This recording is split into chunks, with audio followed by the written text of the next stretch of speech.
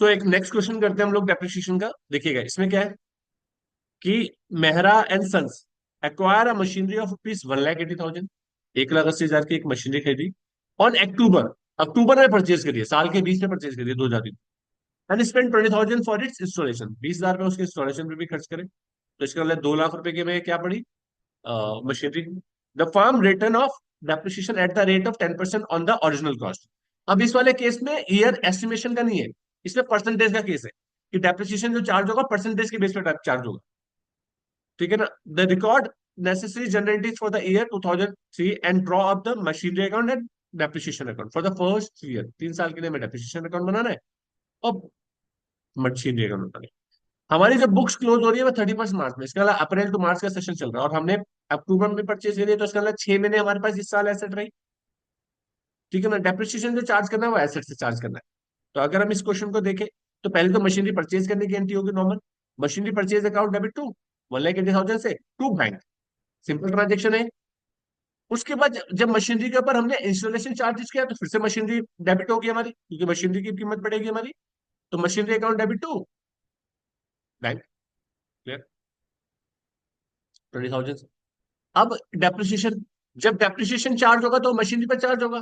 तो डेप्रिसिएशन कैसे चार्ज हुआ, 10,000 पे चार्ज होएगा। भाई टोटल वैल्यू वैल्यू है किसी, ये डेप्रिसिएशन वैल्यू कैसे आई होगी, देखो नीचे कैलकुलेशन होगी यहाँ पर। अब ये 10,000 रुपये कैसे आया, 1,80,000 रुपये उसकी कीमत थी, 20,000 रुपये इंस्टॉलेशन चार्ज हो गया तो 2 लाख रुपए की वैल्यू आ गई। अगर 2 लाख रुपए का पूरे साल का डेप्रिसिएशन निकाला जाए तो कितना हुआ, 20,000। एक साल का डेप्रिसिएशन 20,000, लेकिन अक्टूबर में परचेज किया तो इसका मतलब है एसेट जो है वहां पर 6 महीने रही है। तो 6 महीने का डेप्रिसिएशन कैसे निकलेगा, डिवाइड बाय 12 मल्टीप्लाई बाय 6। तो इसका मतलब 10,000 का डेप्रिसिएशन हो गया, आधे साल का डेप्रिसिएशन लगेगा। तो इस साल तो डेप्रिसिएशन कितना लगा जो एंट्री करी हमने, 10,000, कितने, 10,000 रुपए। 10,000 रुपए डेप्रिसिएशन चार्ज करा किससे, मशीनरी से। फिर इस डेप्रिसिएशन को हमने कहां पे ट्रांसफर करा, अपने प्रॉफिट एंड लॉस में ट्रांसफर किया। तो जब प्रॉफिट एंड लॉस में ट्रांसफर करेंगे तो यहाँ पे डेबिट था, यहाँ पे क्रेडिट हुआ, ये खत्म हो गया और प्रॉफिट एंड लॉस हमारा डेबिट हो गया। अब अगर मान लीजिए साल नेक्स्ट ईयर आएगा 2004 का, तो ये बात खत्म हो गई। 2005 में अगर डेप्रिसिएशन की ट्रांजेक्शन करेंगे तो हम क्या करेंगे, depreciation account debit to machinery same करेंगे।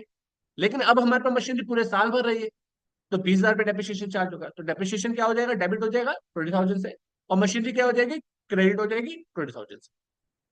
और फिर इस 20,000 को हमने डेप्रिसिएशन प्रॉफिट एंड लॉस में ट्रांसफर करना है, तो profit and loss account debit to depreciation, correct है ना। ऐसे तीसरे साल होगा, सेम तरीके का तीसरे साल ट्रांजेक्शन होगा। अगर इसका अकाउंट, अब इसका लेजर देखा जाए तो जब मशीनरी अकाउंट बनाएंगे तो वैसे तो हमें जनरली देखने की जरूरत नहीं पड़नी चाहिए, वैसे तो जरूरत पड़नी नहीं चाहिए हमारे को।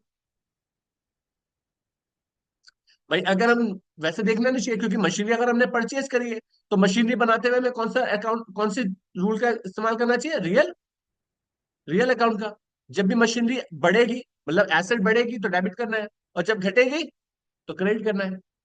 जब आएगी तो मशीनरी आई, बड़ी है हमारे पास, एसेट इंक्रीज हुई है तो 1,80,000 रुपए। और इसको अगर आप देखना चाहो तो यहाँ पे भी देख सकते हो, करेक्ट है ना, कि यहाँ पे हम लोगों ने क्या किया था, यहाँ पे मशीनरी को डेबिट किया था तो डेबिट साइड पे वैल्यू आनी है उसकी। ठीक है ना। लेकिन अपोजिट साइड का बैंक कहेगा कि पैसे, मतलब मशीनरी आई है तो उसमें कैसे आई है, उधार में आई है, कैश के थ्रू आई है, बैंक के थ्रू आई है, तो बता दिया।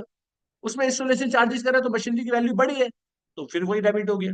फिर डेप्रिसिएशन चार्ज करा 6 महीने का तो मशीनरी की वैल्यू रिड्यूस हुई है, कम हुई है, तो एसेट कम हो रही है, तो एसेट कम हो रही है तो क्या होगा, 10,000 से। साल के एंड में जब आप उसकी वैल्यू देखेंगे तो 1,90,000 रुपए से उसकी वैल्यू बची है। अब 1,90,000 रुपए नेक्स्ट ईयर में बढ़ेगा जब उसका ट्रांसफर हो जाएगा। जब ये ट्रांसफर हो जाएगा तो अब क्या होगा, डेप्रिसिएशन चार्ज होगा।